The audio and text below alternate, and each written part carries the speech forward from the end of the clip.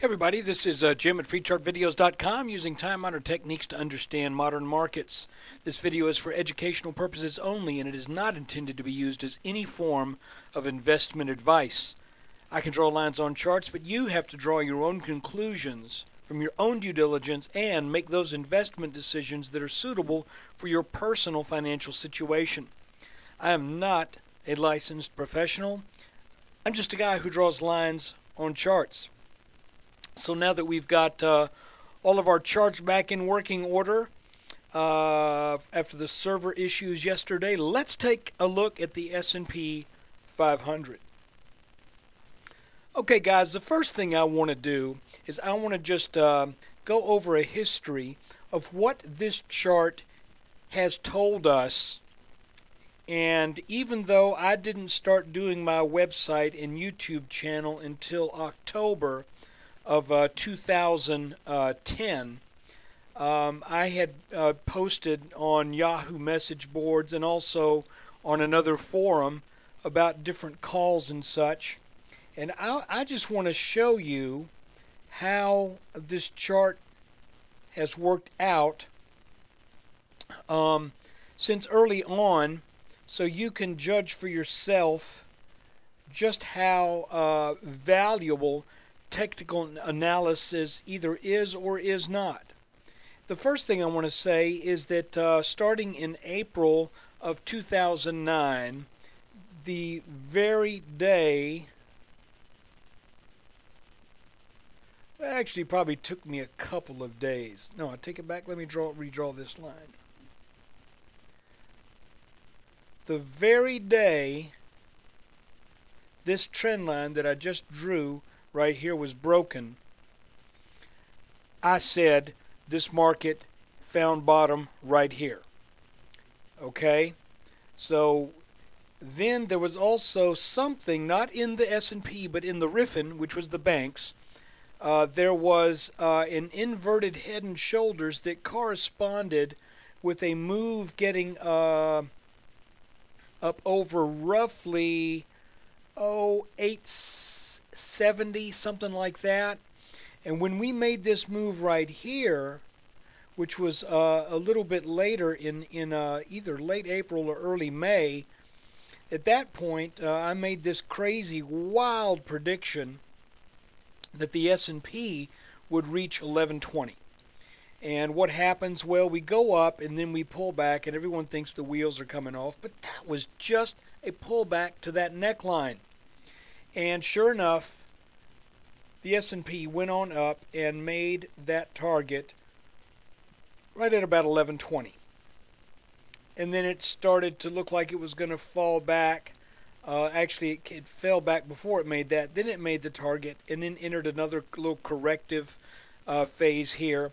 But here's the funny thing is that when it made that 1120, it also broke out of this really big inverse head and shoulders right here that back in late July of 2009, I made the comment that this market should be headed for 1340 to 1350. And I'm not drawing these lines extremely carefully right now. That line's actually a little shy of the target. But people thought I was nuts back then. I was going on the Yahoo message board on the 3X Bear funds, and they were saying, I'm going to make a killing. I said, no, you're not. You're going to get absolutely reamed. And folks, I'll be honest with you, the people over there absolutely, if they could have, they would have spit in my face. It was a terrible experience because I was honestly trying to help. I was trying to save these people from losing a bunch of money. Hopefully, they went long in this pattern right here. But anyway, make a long story short, so those were two calls. 1120, back when the markets were under 900. Then once it broke over about 980, the call was for 1340 to 1350. Intermediate calls that were made based upon the chart were this inverse head and shoulders, which called for 1240 to 1250. Now realize that's an easy call because this big pattern back here was still calling for 1340 to 1350. Okay? But now we started to enter once we reached that 1340 to 1350. I made the comment when we reached that, I said, we're kind of now up here in this area where we no longer have a long-term impetus that we can count on with reasonable certainty that a certain level will be reached. And that put us kind of in this, strangely enough, we started acting that way. We started getting into this sideways action where for roughly 5 months the markets have just gone sideways. But I've got good news. And that good news is we're starting to see some things develop now that are going to give us at some point, not exactly yet, but I think we've got enough data now to where we can watch the chart and begin to gear up for what will be an eventual move either to about 1150 or 1480. So you might say to yourself, well, Jim, you're no good. that's well, yeah, but I understand you're thinking that's a big range, 1150 to 1480. But the reason I say that is because it looks like we're dealing with a pattern right here between these blue lines that is either going to be serving as a consolidation and a continued move up, or it will serve as a reversal for an intermediate trend down. And as I mentioned, we can get rid of those lines now. As I mentioned, there is going to be a trigger point, and I'm gonna go over that right now. So right now we are in kind of this area of uncertainty that's got about a 90-point spread on it, where we can go up or down within this pattern. It's slightly constricting, and I think that's what's going on right now. So let's take a look at a 2-hour chart. Come to Daddy. There we go. And I tell you what, let's make it a 4-hour. I think we'll get a little bit better. Yeah, that's a little bit better look. So what we've got is we've got a pattern that has an descending top line and an ascending bottom line. And as these patterns tend to do a lot of times, those lines are going at about mirror image of each other, not exactly. And additionally, I mentioned that we had this small inverse head and shoulders right here that did not pan out. It failed. But then we started to enter this rounding area right here. So we had a hard V-shaped bottom here, V-shape here. We come up, then we round up, and I think we may be in the process of rounding up yet again. And this line is not accurate. It moves on this program. Let me go back to a 2-day chart and I'll show you. You see it that is where it should be, right at the bottom here. So let's go back to our 2-hour chart.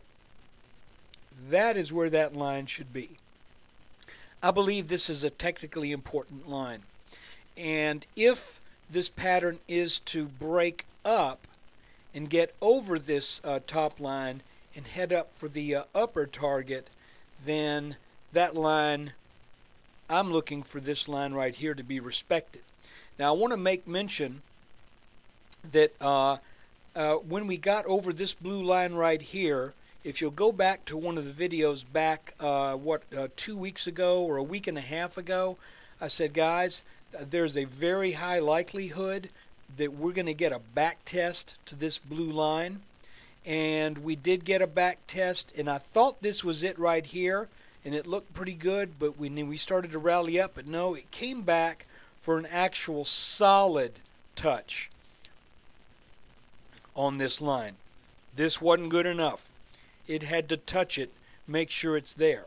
Additionally, if we move in a little bit, we'd been considering where the proper placement for the neckline of this bottom pattern should be. And I kind of had two versions. I had one that started here and went like that.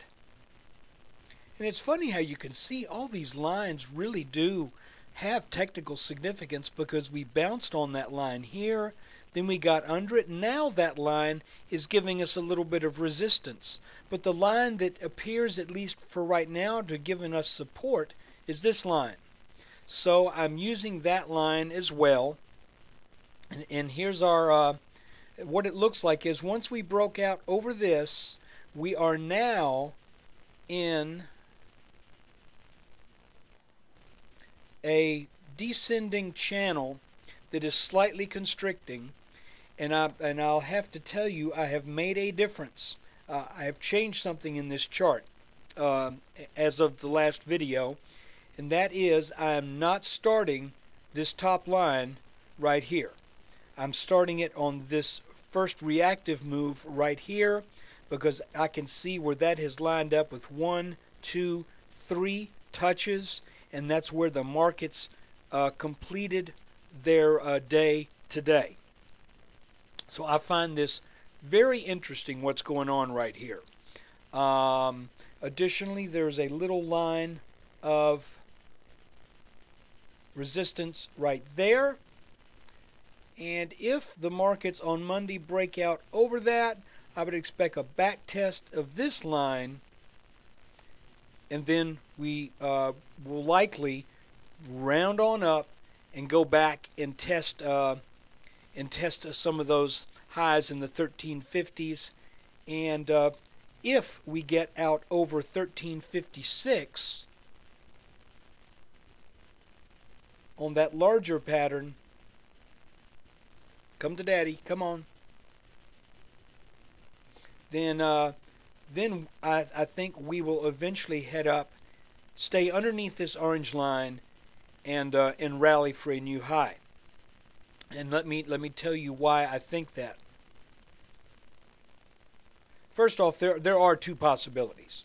There's a possibility that we break down through this line right here, in which case we're going to head down to the mid 1100s. And let's go ahead and measure. I'm going to measure starting here, because that's really where we get our first reaction inside of this pattern. So if this breaks down, then we're looking at roughly, call it 1146, something like that.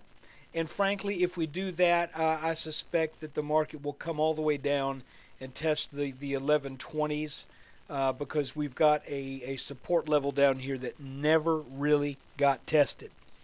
However, if this pattern breaks to the upside, so depending on when it does,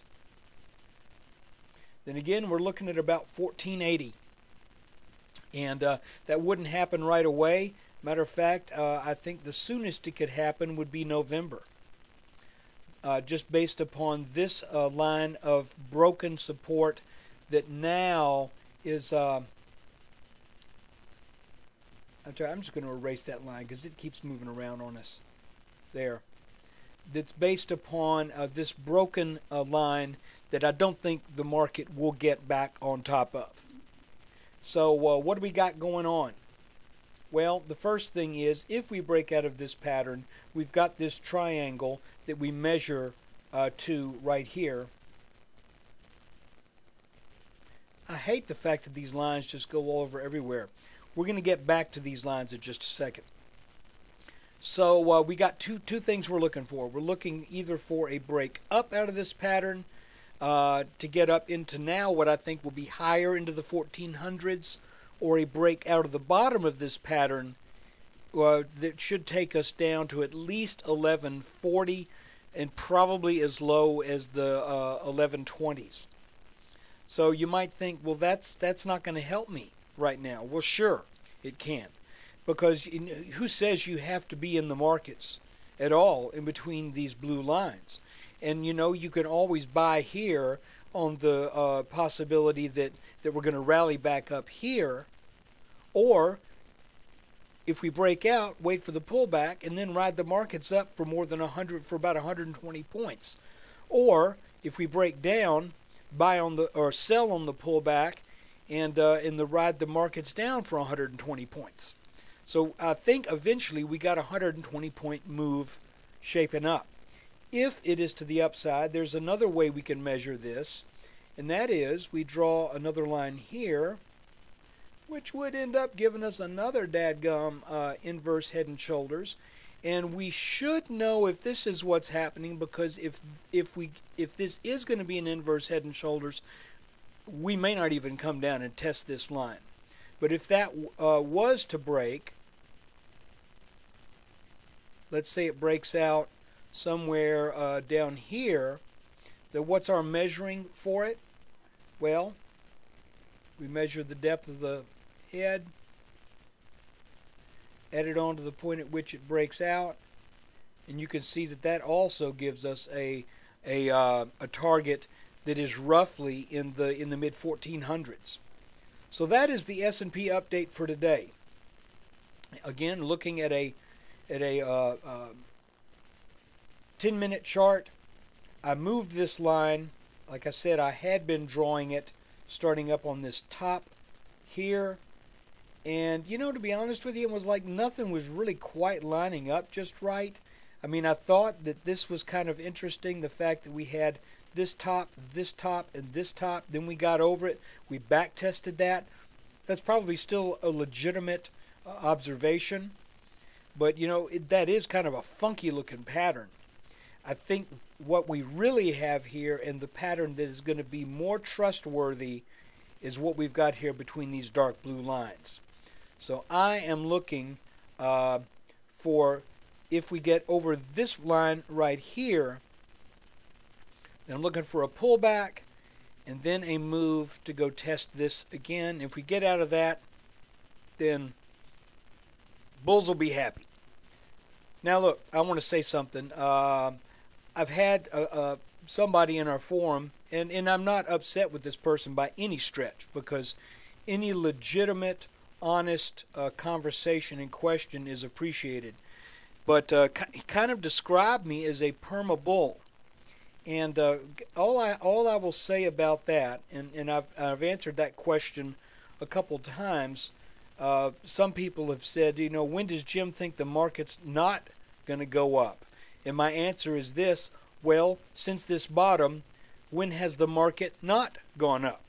Every time we've entered a serious dip, it has been met with a rally to a new high.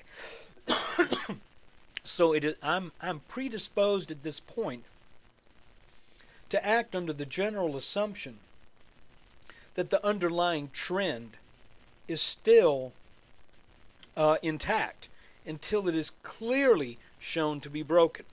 So as long as we have patterns, and as long as we have trend lines like this line that we could draw right here, and I know that doesn't go all the way back to this bottom. I've explained that in other videos. But as long as we have a chart pattern or rationale that opens up a fairly decent possibility that the market can go higher, I'm frankly going to be predisposed to thinking the market will go higher. Keeping an eye on it like a hawk. But you tell me how well the bears have been getting it when they've called for every top to be the top. And meanwhile, we all know how that's worked out for them. Folks, I think the eventuality here is we are going to retest this high way up here in the high 1500s, 1560s. I believe that we would not have come all the way from 666 to 1370 without eventually finishing the job and testing this level. It's not probably going to happen. It's not going to be a straight line path, and there's going to be plenty of questions along the way. But just on my gut level, my gut feeling tells me that's where the market is eventually headed. So look, I appreciate you watching this video. I know we all have different opinions from time to time, and that's great. All I ask is for honesty in the way you share your opinion, and I'll try to give you as honest an answer as I can. So we stayed above critical support today on that back test of that little pattern. And we're above that neckline of that small inverse head and shoulders. It was at the bottom of that rounding bowl, and we may be setting up a cup and handle here that could propel us out of the top of this area of congestion we've been in for the past 5 months. Either that or it's going to break down. But the good news is, once it goes one way or the other, we got about 120 points to ride this thing, either up or down, and the market will tell us which way it's going to go. That's good news. Come by, visit me at freechartvideos.com, where I try to use time-honored techniques to help us all understand modern markets.